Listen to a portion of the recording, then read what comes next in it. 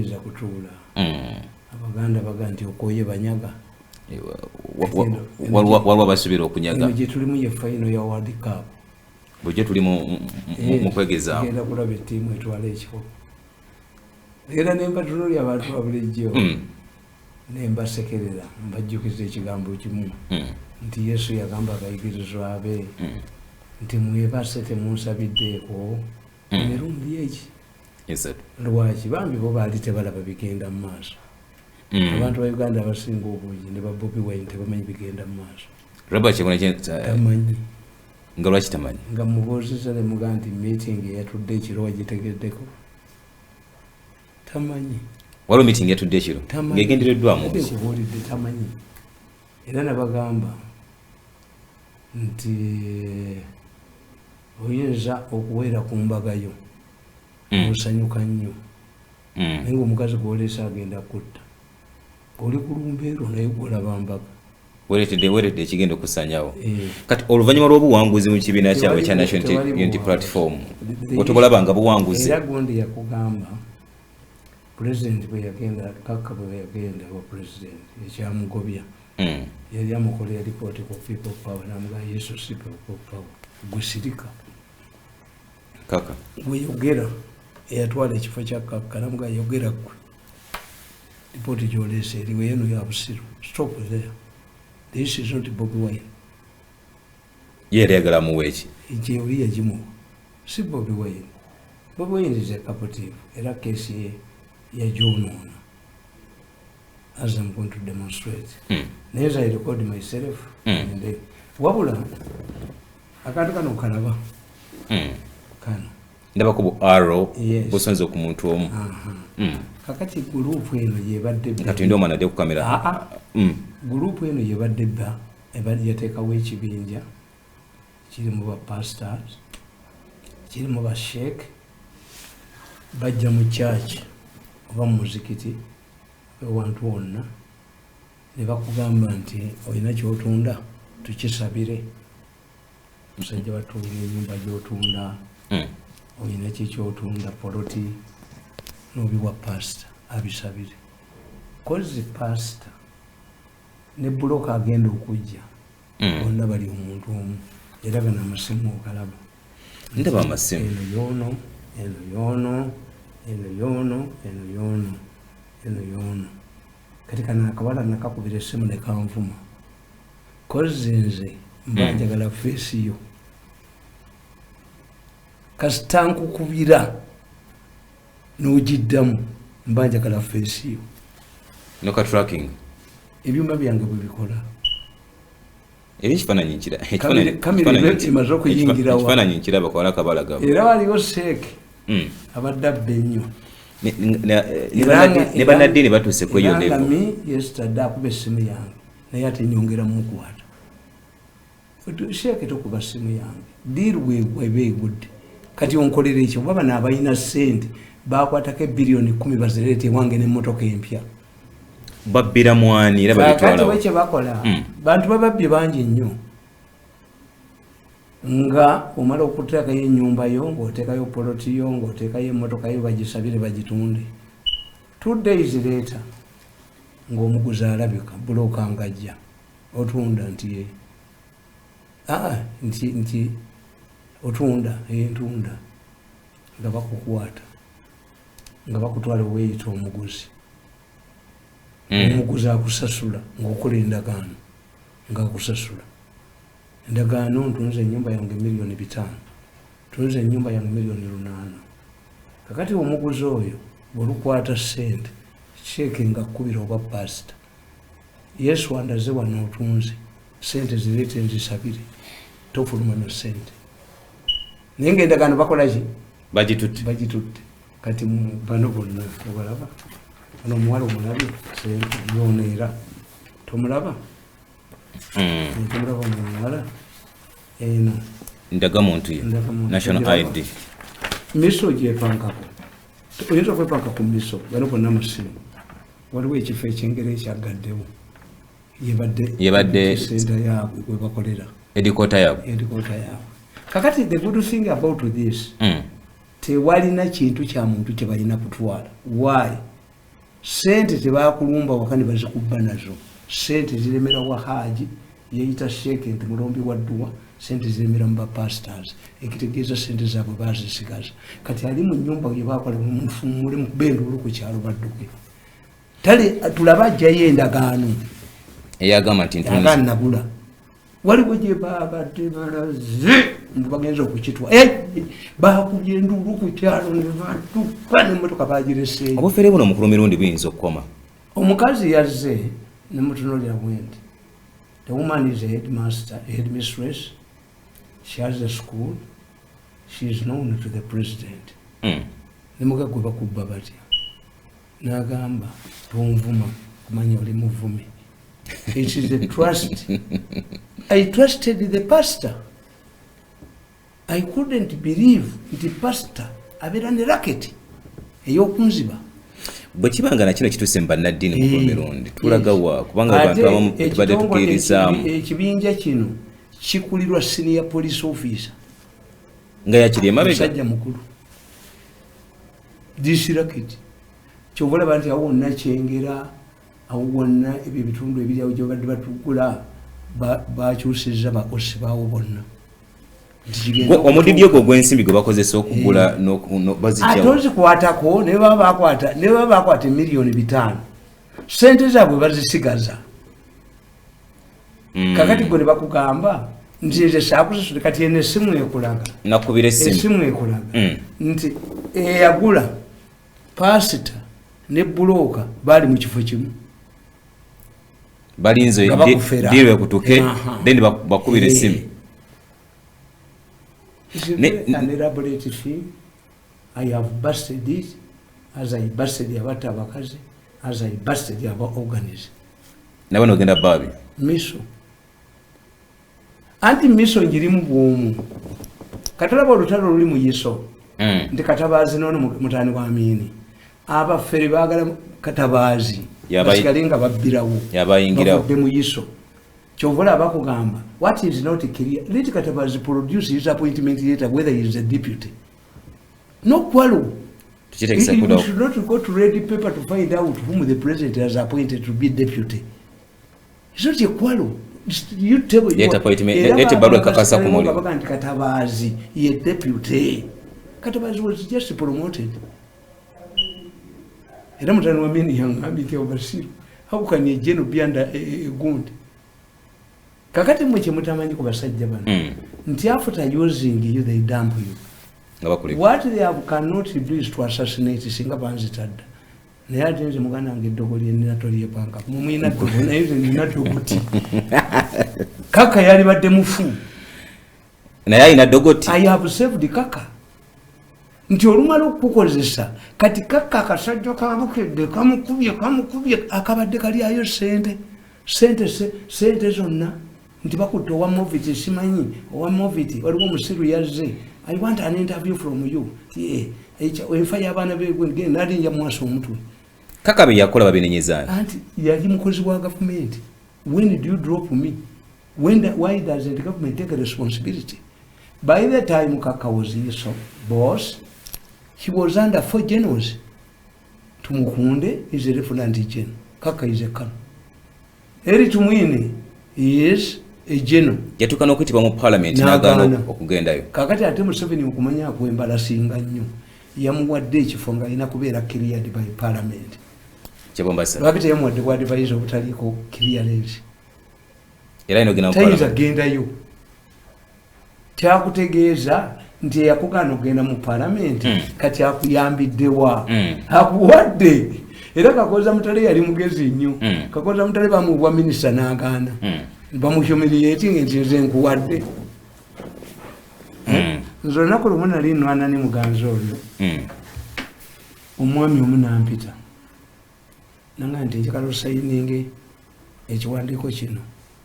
Tiweetondedde muganzi. Promoneti emaze okifuna ekikuba. N'ateekawo miliyoni 6. Nemugamba wano. Miliyoni bisaba mu sente ezo zisaba ntuufu.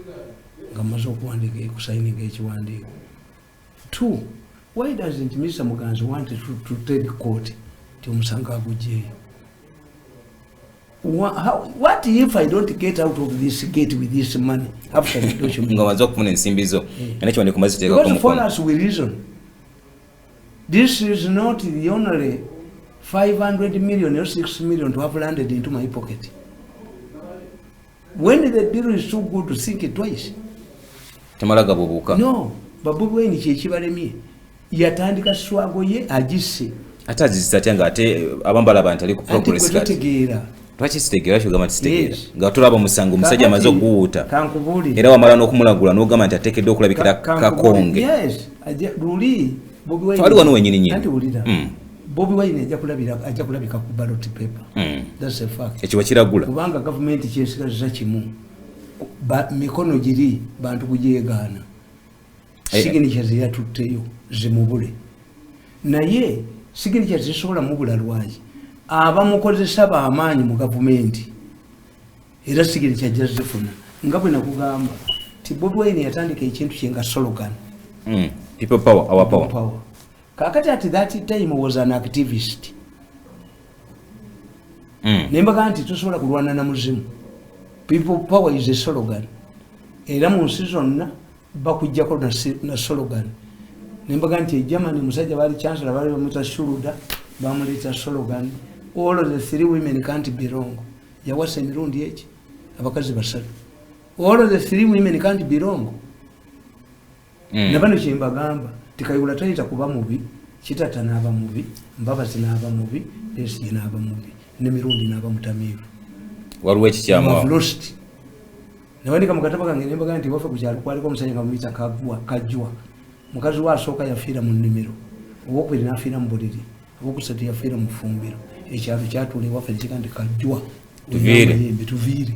All of the 3 women mysteriously. Mufeya etategerekeka. Kakati bana abajozi kyekibakoze obubi. Nabaga nti ekitomeze mu motoka butatta ku muliro. Tinesatu nzisala osangira tulero oba bbaasi. Nogigwamu afaanana ngabo. Temuyinza mujogansi paka lumugwako omwana aluma ensobi alumamu olukaawa baaluma olwange bawalampa omwera manyi bakwata omusajja atalina compromise mu nsi. Anne mbagamba nti bwemulabanga bwe mubadde mubaaga ente enzibe ne mulaba akabwa akaboggola nga tekazize kunywa omusaayi mudduke kuba akabwa kano gye kakoma okuboggola abantu babuuze embwa eboggolere kibagenda battirawo. Don't antagonize a man like Mirundi who cannot compromise. Talina kyayagala mu nsi. I've got more than I bargained before. Nakugani nakebera mu kitabu kyange ekya primary nga nsaba Katonda anyambe enfe mu mwaka gw'2020 ndabe enkomerero y'ensinga eggwawo. Kati additional years zennina giri emeka. Wasaba 2020. Tongedemu emirala gye emyaka 12. Yes. Kati zo mmanja ki? Oli ku magoba. Akamotoka ako. Do I need a government job to survive? Kati bana abasajja olw'obujozi bwabwe tebalina character study. Bo balowooza nti buli omu ajogebwanga Bobiwine. Ate Museveni mu nsi yeebazanga abantu abo. Ani nani? Peter Mayiga okusaanyawo Mengo. Ate atya? Mengo we Bobiwine amuyambye nnyo. Mengo we yali ne kakati tulabanga lwenkyukakyuka. Mukulu Mirundi. Bw'oba oyagala okutegeera abasezi ku kyalo. Lwaki ogamba nti asanyusa? You throw in. Osooka kusuulayo mulambo ne mwekweka. Tojjukira olukokobe olwalemedde ku mwana. Tebatta nte esava. Ennyama yammwe ng'ensenyerera nga tewali anyega. Bwe lwava ku mwana ne balufumita effumu. Ne lusanawo. Ono kasaba aleeta katikilo Mayiga. Talina federo yagitta buli kimu yakitunda. Kyeyasembyeyo okuggyebwa Museveni erozero esenkadde. Tokyalemedde ku nsonga semasonga ettaano. Atiziribwa takyazoogerwa. Gw'obwakabaka. Yeesibaddeko ne Joseph. Kyagulanyi yabadde amukyalidde. Anti ajampingira ku ono talina. Kyo kitegeeza. Kyagulanyi kyatamanyi nti ono omusajja yanoonya dde okutunda Kyagulanyi amulyemu ssente. Nti ab'Emmengo Museveni abayite Kyagulanyi ali mu mbeera mbi nnyo. What if tomorrow Museveni calls Mayiga n'amuwa ssente? Kijjo statement. Kijjo statement ze yakoze yagambye baagala abantu abagenda okutembeeta ensonga za Buganda. Kitegeeza nti abali buyinza balemedde okuzitembeeta. Femuli kantu nakamu nkubuulira nno ne nkugamba nti Besigye yajja atya kamba kuva tulina obudde. Nakugamba nti Besigye ekyamuleeta into 016 I published a book, Who Keeps Museveni in Power, where I explained that Dr. Kizza Besigye and colleagues in FDC formed their party out of fear. I pointed out that the FDC founders underestimated the popularity of President Yoweri Museveni. In the 1996 election, Paulo Kawanga Ssemwogere was the main challenger. He was backed by all other old political parties, including his arch-enemy, Uganda People's Congress, save the newly formed Tiny Justice Forum of Muhammad Kibirige Mayanja. Many NRM stalwarts who had never seen an open political campaign panicked. NRM had been in power for almost 10 years. It had managed to restore the important pillars of the state. They had restored peace and people were enjoying life better than before. They, NRM therefore, expected an obvious simple walkover, but it wasn't the case. Mengo leadership, as usual, wished to assert its political relevancy. The Buganda Luchiko Parliament declared Dr. Ssemwogere their official candidate. Some of Kabaka's ministers, including the vocal Duncan Kafero, Kamala Kanamwanje, and many others came out to campaign for Dr. Ssemwogere. He also enjoyed support from the old structures of ADF. In fact, any politician who goes to Mengaba would Menga Siran. Mbabazi yagenda Besigye yagenda bakuba to condemning okukubatia gas mubataka. What about the 10 innocent boys you mobilized bakube president amayinji ekasubi ne babatta? What did Mayiga do? Has Mayiga visited any of their relatives? Polisi yabati kijojo kiyakoze kyabade kitu. Ati yenkubulira bwe bati batunda abantu. Timwe ndiga za Uganda abaganda mbasekerera. Nti mwe musasula biru. Nti sebagala yakwata ne mabiki abana bagende mugundi mu UNEB mbwajeyo certificate ya degree. Ne bakuba embwa zabo ndiga za Uganda abaganda 10. 10 ndiga za Uganda zafire kasubi. The following day, the then katikilo yagenda wa Museveni kusaba mumuli. Abasajja abo bamutaswala ne bagende wa Museveni bajayo bilioni 3 bazimba amasiro. Bagenda mu UNESCO bajayo sente amasiro gakunami. Mayiga is worse than Obote. Obote yayucha akomasiro. Lwaki ugamba nti Mayiga ali worse than Obote? Kakati nkugamba. Nga tulaba enteekateeka mukulu Mirundi. Lessons from the 1996 elections forced some NRM leaders to strategically position themselves for the future and plan a possible post-Museveni scenario. Bano abawestana bwe batunuulira nga Ssemwogere afumudde enfuufu. So nga nkibagamba wano nti NRM temanyi organizing. Aba NRM balowoleza mu kubba sente za Museveni. Nti as you accuse Bobiwine of early campaign. Bobiwine can afford a year's campaign. Why? Ebintu ebyo nabiri voluntary. Nti obukofiira bwange buno gwalabye wabwambala. Gwakalina. Anti bugula emitwalo emeka. Zirigundi zange zenyambala ezebbeyi za mitwalo 10 bazigula. Jampa. Balinda Museveni aleete.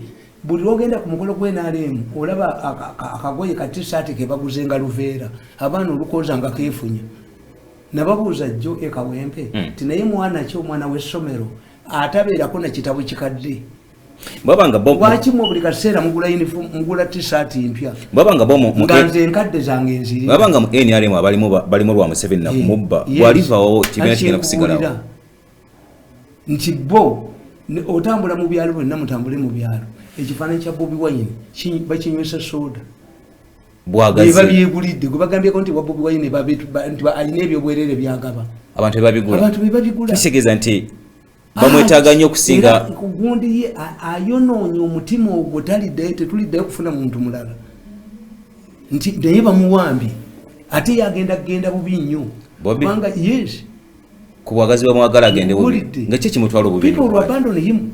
The moment people kubaba na abasajja bakola strategy kati ekyo kitegede kyagenda mu kaaga nti Besigye kye kyamuleeta aba western ne baga nti kakati kye tuba tukola tuleete owaffe anakuuma obugagga bwaffe era mukyalanju bakugamba tinze sifaayo twayawukana yali anzitira mu nsiko tuwadde Museveni obutwa naye at least waffe kyova olaba nti nze mbagamba why do I fight for this government butadduka tikyama kya mapinduzi teddukangako ekyaliwo genda olabe abali abammwe tubayita bammwe orphanage ebintu bya byonna bitundiddwa Bobiwine ensi kyebadde emwagalamu kufuuka ba Levi Patrick mwana wasa abazze okuyiwa ekintu kyonna n'ababbire wabula Yesu kuvayo kujja ayingidde ababbi ne bamukozesa this way has lost mukulu Mirundi omuntu atulaba asobola okugamba lwaki Mirundi agamba nti Bobiwine akozesebwa kakati ako nenka kuteera wali nenkugamba abantu bagala okumanya omwaka kano kabiri emeka kaisomere kawandikibwa ng'ennaku z'omwaka mwaka 2011 mu Gwokutaano kakati nembawandikira kano nga Besigye bamukulula nembaga kuyisitubule nga Besigye ani gwonenya poliisi okuba Besigye n'omukola bwati nazanya gogolo era ekibo kiraba nti poliisi yali etulugunya Besigye nebigenda mu maaso tulubuuza ani gwe tunenya who's to blame ngenda kikulagirirawo ngenda kikulaga nembabuulya abasajja abo kyobula abakutte ku Bobiwine nabagamba tiba Besigye ekyabakola obubi baddira Uganda ne bagifuula Banyankole kwetera na cooperative union tukiyita dialect farm mentality bakoze kasako kaabo bo balowooza abawestern Abanyankole nti bajja kujjawo Museveni Uganda si Banyankole kwetera na cooperative union mulimu abalala nekibagamba mwaka kiguno nti you are bound to fail nkugamba not this book was written on 1st April 2012 but it doesn't mean it is a full-day book. I usually write my important reports and my book manuscripts on Sundays. Ng'omuddemu 2012 mumwezi kibagezaako kibakolekitinze kati okuleeta Bobiwine bano ababbi bano bebaleese Bobiwine waliwo akakundi akasizemu Bobiwine nkugamba wano nti lwaki temusobola kufuula Uganda Banyankole kwetera na cooperative union nebagamba absence of anti-Museveni sentiments where president loses the power to form allies there must exist personal anti-personal sentiments.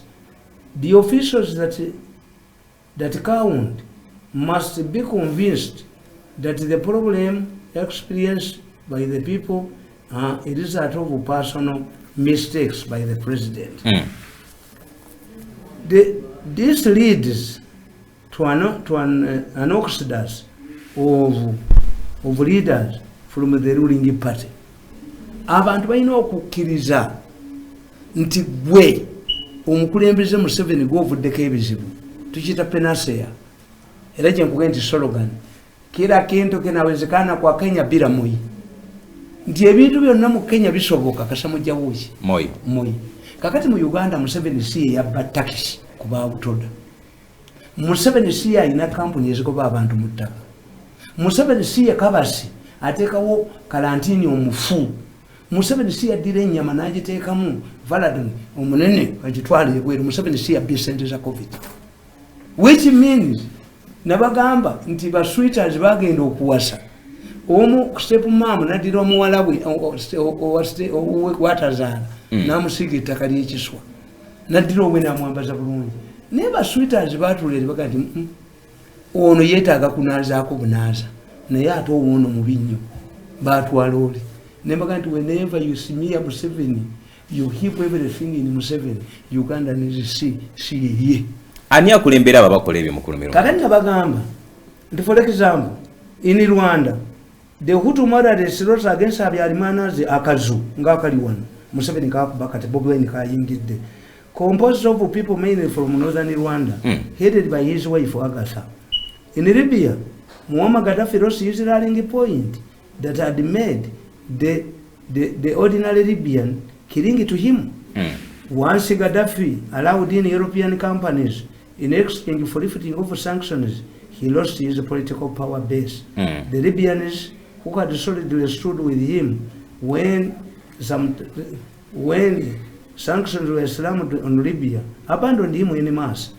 He convincingly blamed the harsh conditions on Europeans.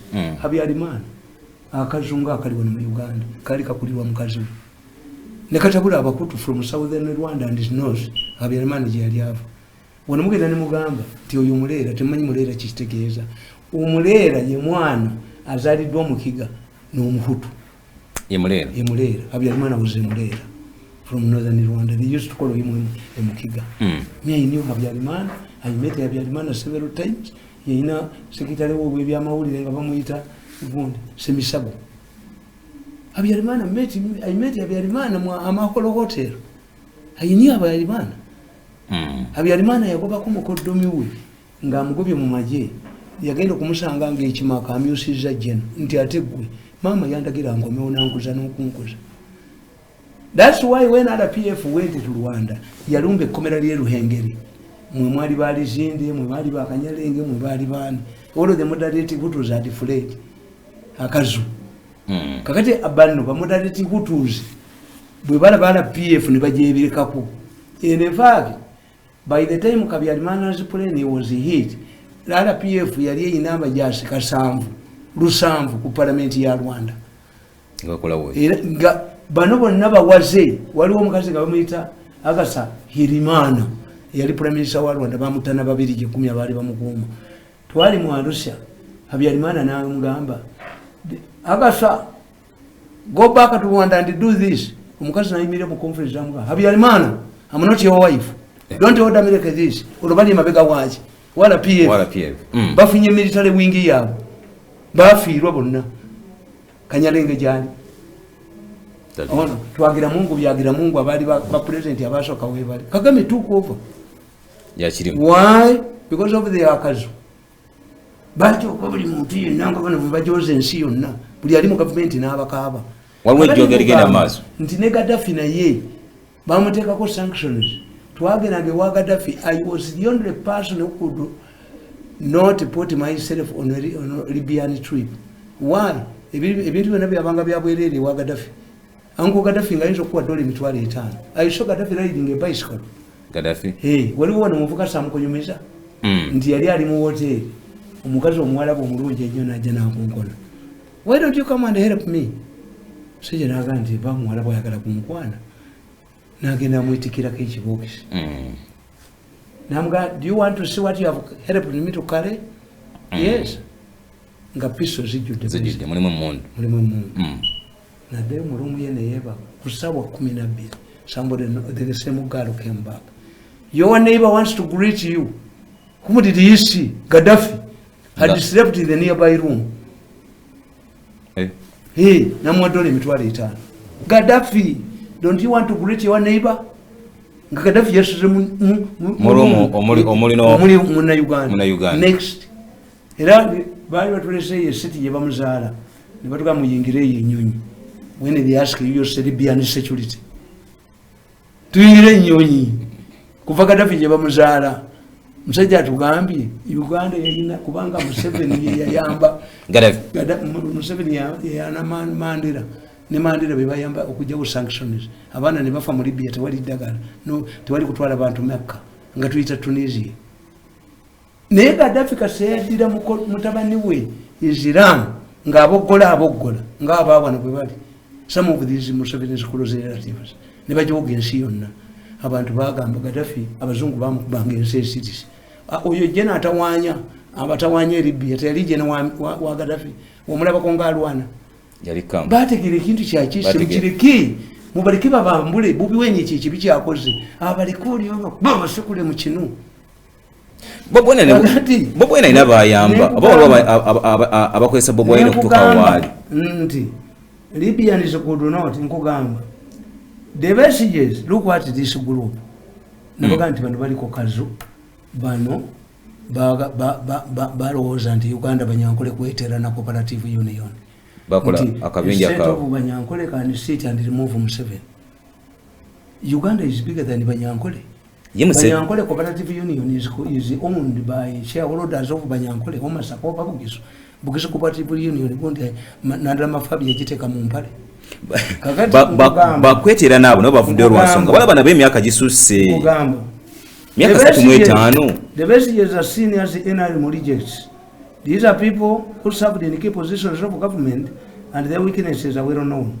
Agustino Rosindana was Inspector General of Government, IGG, and a lot of corruption scandals occurred while his eyes were wide open. Maria Matembe, the involvement in the Electoral Commission, and Aziz Kasuja were documented. Dr. Besigye served as the Minister of State for Internal Affairs, National Political Commissioner, and the Commander of Masaka Mechanized Regiment.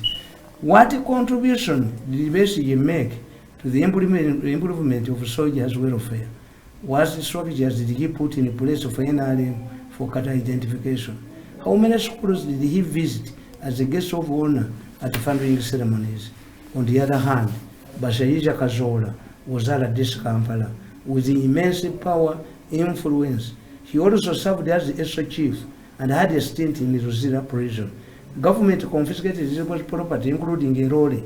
What had gone wrong? Was he fighting corruption? Therefore, all of these people are not genuine agents of change and reform. Change is brought by reformers, not tribalists and political opportunists. The alliance with the men, this does not help either side. In fact, by doing so, the leaders at Mengo have at times embarked on self-destruction missions.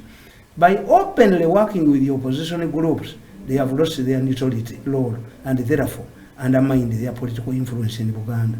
Mengo's influence in Uganda is exaggerated, if not inflated. This explains why Parliament passed the Traditional Leaders Bill, to which the President assented to. Nabagamba kakati kibakoze bekwese ne baleeta Bobiwine eno Banyankole ne kibabuulirirawo kakati obadde ombooza nti ani polisi bwekuba ani twalabye ebigenda emuguluma tulabye polisi byezzeekola ani avunaanyizibwa kwebyo ebikolebwa kankikusomere. In conclusion, the conduct of some government officials supports my assertion that Kizza Besigye is fronted by Kizza Besigye yawuteeka okuwa Bobiwine. Wali besiteeka okuwa Bobiwine. Dr. Besigye is fronted by the steering group to protect their ill-gotten wealth. Take the example, how can city authorities carry out job killing exercises in the middle of a hostile political situation that is inciting the population to overthrow the government? How can a housewife break a strong padlock in a village where thieves are rampantly breaking into houses and stealing property? This would be the time for all families to be alert and impose stronger security measures. Also, why does Dr. Besigye should be seeking a government of national unity? Why does he want to join a collapsing and a discredited regime? If he is a genuine reformer, this exposes Besigye as a power-hungry person who wants to sneak into State House by using non-democratic methods. Every time we have by-elections, Dr. Besigye campaigns for FDC candidates. Why do they join a parliament of a collapsing regime? How can a serious businessman bring in new buses into a riotous city with no links to Besigye? Secondly, I have heard international groups criticizing government and the police for harassing Dr. Besigye, put there Bobiwine and his band of destroyers who undermine business, including working places, schools, markets, and kindergartens. Let me pose a question. Who is responsible for this mayhem? Is it Dr. Besigye, put there Bobiwine, or the government? My considered view is that the answer is simple. If a madman holding a pang invades a market on a village day and creates a stampede leading to loss of lives and property, who takes responsibility? Is it the market master or the madman? One can blame the market master for not putting in place security checks at the market entrance point. However, a fair judgment will favor the market master. Before the coming of the madman into the market place, peace prevailed. It follows, therefore, that the solution would to both the buyers and the sellers is to join the market master to apprehend the criminal, not to praise him. He is to be held responsible for the damage, not praise it. Who creates mayhem? When the Besigye does not come to town for work or to work, how can you say that you have a brutal police when every time when you have enkuka n'abakoba tukakase? When does the police become brutal and at the same time be a symbol of peace? Ebikolebwa bino police byekola bireka wa government yonga yo government balemwa kunyonya, this is deception. Bamayiga ne muteeka ku ttaka. Mukulu Mirundi. Era omuserikale yagambye mbu yeetonde bamugobe. First of all, we are human beings. Oli gwe banyiga Museveni alwana n'abantu be mu lubiri. Bobiwine kyatamanyi. Nkubuuza nti Bobiwine amanyi meeting gye bagenze okutuula bagambe ti omusajja atunyigiriza tumufukaamirire. Oli n'abaga nti nedda, nina people power, nina DP, nina Mengo. Katumulage nti tulina amaanyi. Bobiwine is aware. Nga bakozesa mukozesa ogenda nina nkukubira akataano. Mukulu Mirundi. Kakati kyenkubulya kiri kimu. Nti bano mu kubala kwabo okutalaba. Tukiyita deception oba reverse psychology. You are saying nti omukulu w'ekika ky'embogo bagenda mmuteekako. Yabadde yebaza. Era omukulu w'ekika ky'embogo nga wa kika kya mbogo omuva Bobiwine omutaka era gajule. Yes. Katubuulire bataka banne abayina invitation cards baliwo. Omukolo gwabali gwa scientific nga balina kuyita bannaddiini n'abakulu abalala nabaga nti politics is saying in a house. Mukulu Mirundi. That's true. If the bataka so important, how many times in the recent times has Mayiga met a group of bataka? Was the chairman of the bataka there? Tell me, when the Kabaka disappeared and there were allegations that he was sick, has he has time as a Sabataka to meet the bataka to tell me that bataka is important? Mukulu Mirundi, ekyobutayita bataka balala ku mukolo. Ekyobutayita bataka balala ku. Tell you, tebayina magezi, gamba ffe ba planners. Totandikira ku mutaka wa Mbogo. Soka Mayiga atulage importance y'abataka. Ssaabasajja Kabaka atulage importance y'abataka, ye chairman w'abataka, ye head, ye patron bayina tundiwa. Has the Kabaka spared the time to meet these important bataka? Abataka Katikilo cha Peter Mayiga. Katikilo cha Peter Mayiga abadde sinkananga abataka kumukazirwazza. Tell me one. Era n'omwezi ngane komite n'abakutandika abadde basisinkana. Two, I told you ti mwe babeyambisanga mbwa. Tutya. Semwogerera omusajja omukulu.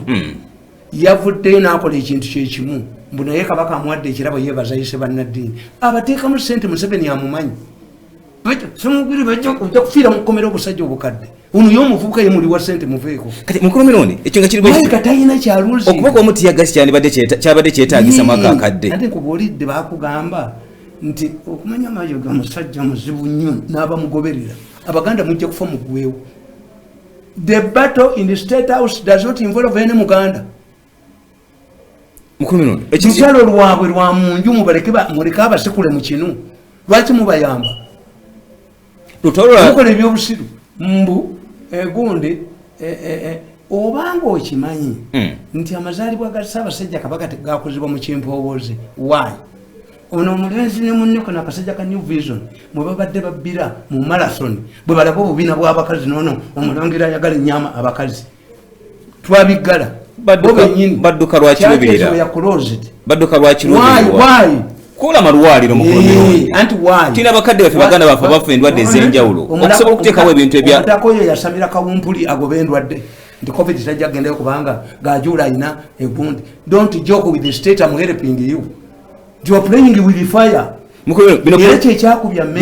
Bino polisi byekola bali balwana mu UPC bingira no bote kumujjako abemmengo be basookanga kati ono omulenzi gwa kutte ekibinja ky'Abaganda kyonna mbo we want somebody. oyo Mayiga muli wa sente Mayiga takusibirako bungundi mukulumiro kino ate ne family ya Bobiwine nayo yabali basi bino ebikolebwa byongera kolaga ki maaso ga police ku kya Bobiwine oba ku kya gavumenti anti mwe mulowooza nti owaye nga mwe mulowooza mukanakana kajja kongegenya omusajja bakakuba omuntu bagwasa ondaba kakyatimba ebipande bakabe ichupa nekayitako oloka kubye sasi ichupa nekayitako genda ogegenye nnyo kulekitawo nga bazaala ogegenyanze singa bakayole nokalema nakaloyisa akawadde benzi ddamu ongegenye olaba mpandikako mumawulire let red paper write about me a negative story nkwata katasa acid neninda ku gate ya red paper oba oyira olaba mpandikako don't say nti abaganda bakugamba nti ekibuka ekitaluma yente y'abaana nagamba Bobiwine ne mubuuza nti Bobiwine why have you organized a party muganda wa wasatya nanga nti omanyi kakati batuganye okwogera kakati tusazeewo tuwasente oyina embaga mmeka tewatusaseko ya muganda ekyokubiri buganda tuliyambala engulu oyambadde kadaali muddidde ne sente za sipapa muzikkiriza eziviiridde ddala mu state house sente za state house revolution yogisse nti ate munnaye tunayogerawo ne muganda nedda bwe baba banoonya basiraamu ne bwojjako sigida n'ogikuuta neefuuka ekiwundu era bakukwata ne bwogajjako entalabuusi era bakukwata ne bwogamba nti baawula omukomole n'omugiso era bakutta gamba Bobiwine you will not talk you not the issue is addressing tebamuyitako era nga bamuyise simanyi mutaka waawa bamuleeta alinnya lwaki olowooza olwamaze okuwangula bwati omusango nagenderawo emmengo anti agudde oli gwe banyiga agamba Museveni agamba banne abayogedde naye nze nina amaanyi mundeke ngenda mulagako mengo ngenda gyakisa omuliro Kampala ngenda gyakisa omuliro mutemumanyi ono y'omuvuka kasomulabanga kanga badde bwati nga sente ziyingidde ennyuma uyo muliwo sente yagaye buli munabyabufuzi bamukkiriza buli omu gali maka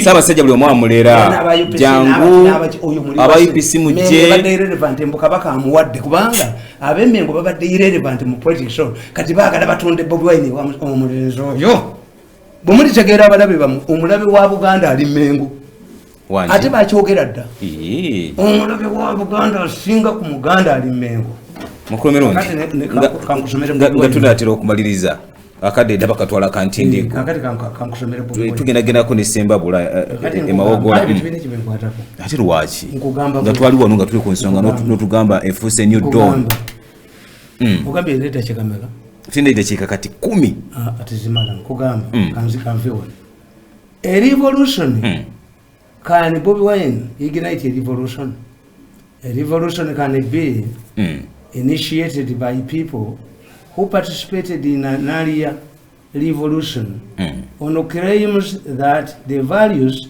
of their revolution were hijacked. Basically, abadde ayogera ne Mugisa Mundu ti byatutwala mu nsiko fenga tukubuuza byali biki Museveni bwe yava mu nsiko eggwanga yali gabira abantu. That's why elections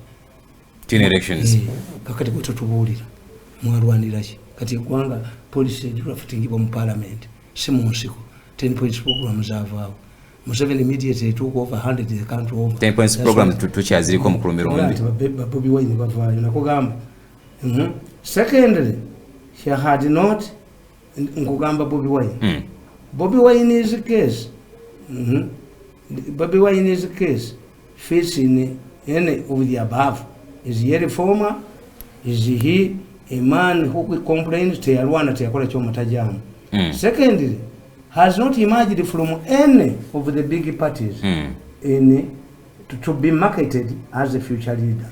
Katiba mukulie ono gubanyigiriza bwe yali mu kuwamba dipinga mawe ya mufera kwe kulagira banamboze ne balagena basegona omuntu okuyingira mu byofiza tekedde okubanga yarwana ono gubanyika kati Museveni ngwanyika yabikola mwete mukimanyi batembete yali watu ali kuwainiwe mwe baba kubatia gas abange tebalimu ndi musajja mugezi ate mutabani wa people I see abibera I think he can only make nkugamba this may not know nti Bobiwine obuzibu bwayina ajja kuba nti okuvaayo okwe okuga nti nkolaganye n'abantu nkolaganye n'eki bajja kumuddoka era kyovulaba nti yagaana okolagana Babesige ne baana ekyokubiri Babesige ono bamutya ono Museveni kubatadde mu kino gwasekula kati bano Babesige tebamuwagala era basanyufu nnyo Museveni amukubeko yabadde abatabula yabadde alyoza eggwanga lino okulitukira omusulo naye nkugamba neither can Besigye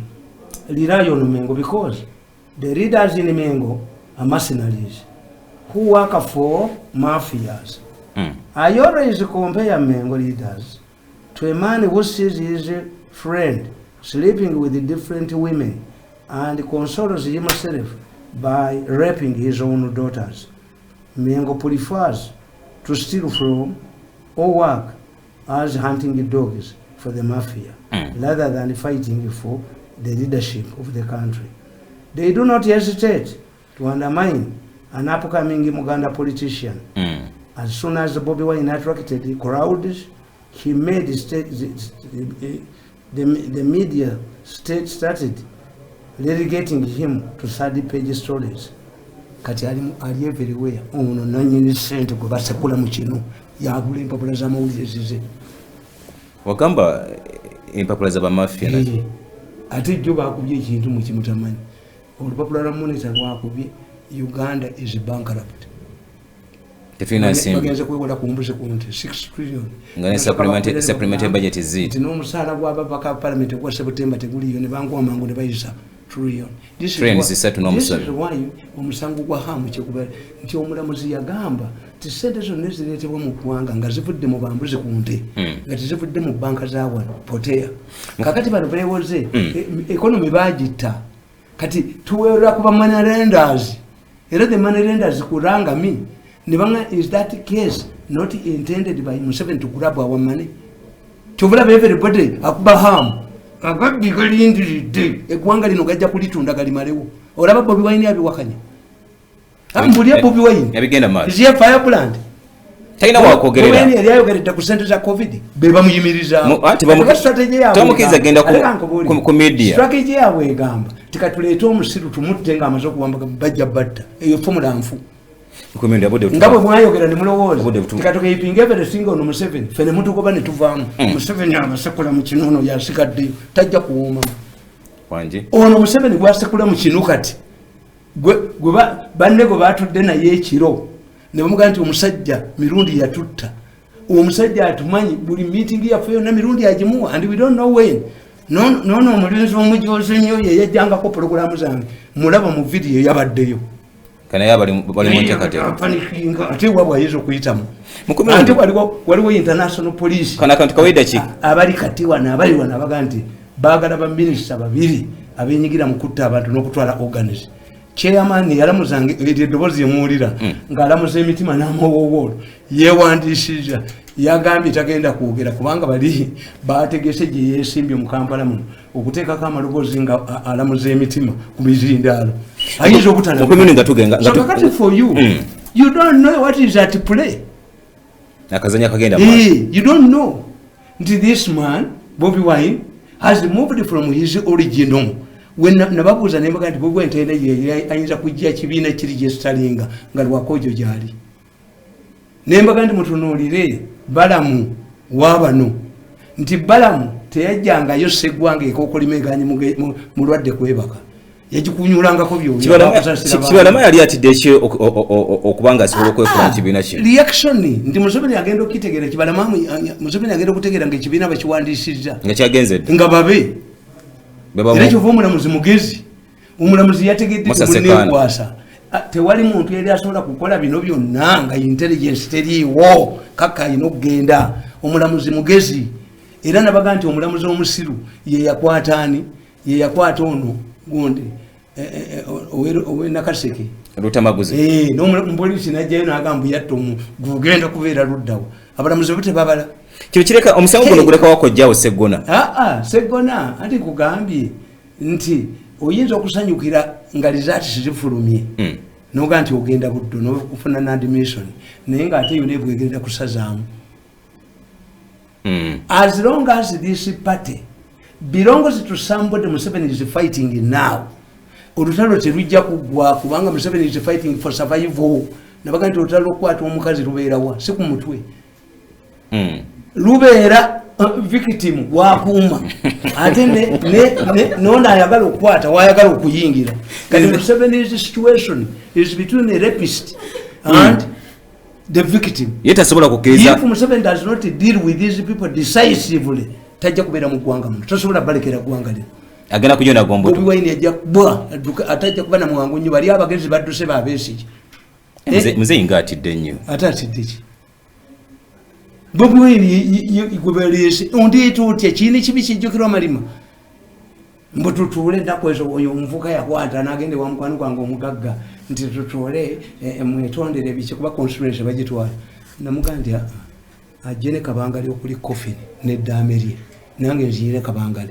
I lost my job. I've been jobless for 7 years. Why do you think tigwe hanga man otuso kuhanginga otya lose the job, lose the constituency program? I cannot help you. Omukulembeze w'ensya bwetyo bwegenze nkuna Tamale Mirundi bo obudde bobutwe bugenze bano naba batudde bano esoko balege kugwanga bakumanyinga omusajja asobola okuyingira mbulisa namawedde hasifa namweje hasifa ono bamuyita ndabako Robert Galiwango ndala magidu ndabako alika kubogera nawe kambaleke bamuyita namawejje ono kinene eddala ndire yetegedde ono ye Godfrey yetegedde ono ye Nuhu yetegedde ono ye Muguma mukazi yetegedde omulaba ono kana kabala gabu bulungi ne kale kati olaba nkulaze byagenze dewa kulira miso teri muntu ava mu nyumba gye bamugula mu feeko ono abantu mulemere mu mayumba gamwina mbaine tulaba ine endagaano gyajijja nkulaga essimu nga yatuula ewantu wamu ne audio program nkulembeze w'enkya bwe tubegenze tutingane ku lunaku olw'Essande ng'eddiddwa mu kuva saa 3 paka saa 5 kwagaliza ebisinga obulungi siba bulungi nate Musumba Pastor Jingo bannange tusabire twasayiga mukwano gwo naye fe Abaganda tukugamba nti Kayombe n'anaafa